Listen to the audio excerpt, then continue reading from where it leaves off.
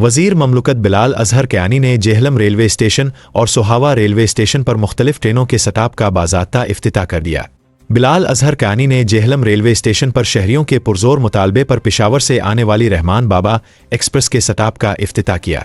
ये ट्रेन हर रोज़ 4:34 पर जेहलम पहुंचेगी, जबकि लाहौर से आने वाली रहमान बाबा एक्सप्रेस रात 11:50 पर जेहलम स्टेशन पर रुकेगी। बिलाल अज़हर कयानी ने सोहावा रेलवे स्टेशन पर भी अवाम एक्सप्रेस ट्रेन के स्टॉप का इफ्तिताह किया। ये ट्रेन दोपहर 12:30 बजे रावलपिंडी से रवाना होकर 1:48 पर सोहावा रेलवे स्टेशन पर स्टॉप करेगी।